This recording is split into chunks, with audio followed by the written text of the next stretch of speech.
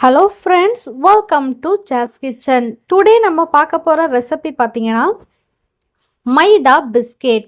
இந்த மைதா பிஸ்கெட் அப்படின்றத கலக்கலா, பம்பாய் லக்கடி அப்படின்னு சொல்லி நிறைய ஊரில் நிறைய பேர் சொல்லுவாங்க. சரி வாங்க, இந்த மைதா பிஸ்கெட் எப்படி பண்ணலாம் அப்படின்றத இந்த வீடியோக்குள்ளே பார்க்கலாம். ஃபர்ஸ்ட் அதுக்கு நான் 1 கப் பால், 1 கப் சர்க்கரை எடுத்திருக்கேன். அதை என்ன பண்ண போகிறேன் அப்படின்னா, அந்த சர்க்கரை கரையிற அளவுக்கு லைட்டாக சூடுபடுத்தி எடுத்துக்க போகிறேன். நான் காய்ச்சின பாலே எடுத்ததால் லைட்டாக தான் சூடுபடுத்துகிறேன். ஸோ நீங்கள் பச்சை பாலாக இருந்தால் நல்லா காய்ச்சி எடுத்துக்கோங்க. இப்போ நான் 1 கப் பால், 1 கப் சர்க்கரை, அதுக்கப்புறமா 2 டேபிள் ஸ்பூன் நெய் விட்டு நல்லா கலக்கி எடுத்துக்க போகிறேன். சர்க்கரை நல்லா அந்த பாலில் கரைஞ்சிடணும். இப்போ இதே மாதிரி கரண்ட் எடுத்து கலக்கிட்டு இருக்கும்போது அந்த சர்க்கரை எல்லாமே ஆகிடும், அந்த பால் கூட மிக்ஸ் ஆகிடும். இப்போ இந்த வெதுப்பாக இருக்கிற போதே நம்ம என்ன பண்ணலாம், இப்போ நம்ம மைதா எடுத்துக்கலாம். நான் 1 கப் அளவுக்கு சர்க்கரை எடுத்துருந்தேன் இல்லையா, அதனால 2 கப் அளவுக்கு மைதா எடுத்துக்க போகிறேன். 2 கப் அளவுக்கு மைதா எடுத்தாச்சு. அதில் 1 பிஞ்ச் அளவுக்கு உப்பு, 1 பிஞ்ச் பேக்கிங் சோடா இல்லை பேக்கிங் பவுடராக இருந்தாலும் சேர்த்துக்கோங்க. இப்போ இது கூட நம்ம வெதுப்பாக அந்த பால் வச்சுருக்கோம் இல்லையா, அதை சேர்த்து நல்லா மாவை நல்லா பிசைஞ்சு எடுத்துக்க போகிறேன். இப்போ பாருங்கள், ரொட்டி மாவு நம்ம பிசைவோம் இல்லையா, அதே மாதிரி நல்லா நைஸ் பிசைஞ்சுக்கோங்க. இப்போ பாருங்கள், சப்பாத்தி மாவு எப்படி பிசைவோமோ அந்த மாதிரி இந்த பதத்துக்கு நல்லா பிசைஞ்சு இதை ஒரு 1/2 hour மூடி போட்டு மூடி வச்சிடலாம். 1/2 மணி நேரத்துக்கு அப்புறமா எடுத்து பார்க்கலாம்.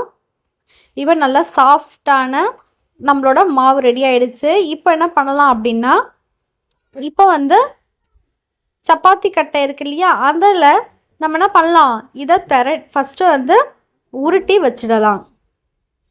பாருங்கள், நல்லா ரோல் பண்ணி விடுங்க. இந்த மாதிரி நல்லா மெலிசாக வந்ததுக்கப்புறமா உங்களுக்கு தேவைன்னா நீங்கள் தடிசாவும் செஞ்சுக்கலாம். நான் வீட்டில் குழந்தைங்களாம் சாப்பிடுவாங்க, ஸோ அதனால கொஞ்சம் தின்னாக பண்ணிக்கிட்டேன். இப்போ பாருங்கள், அழகாக அதை கட் பண்ணி வச்சுக்கோங்க. உங்களுக்கு பிடிச்ச மாதிரி டைமண்ட் இல்லை ஸ்கொயர் என்ன ஷேப்பில் வேணாலும் நீங்கள் கட் பண்ணிக்கலாம். அவ்வளோதான், இப்போ கட் பண்ணியாச்சு. இப்போ கட் பண்ண எல்லாமே என்ன பண்ண போகிறேன், ஆயிலில் ஃப்ரை பண்ணி எடுக்க போகிறேன். இப்போ ஆயில் நல்லா காஞ்சிடுச்சு. இப்போ கட் பண்ணி வச்சுருக்கிறது எல்லாமே என்ன பண்ண போகிறேன், ஒரு துண்டாக எடுத்து போட போகிறோம். அவ்வளோதான் ஃப்ரெண்ட்ஸ், நம்மளுடைய மைதா பிஸ்கெட் ரெடி.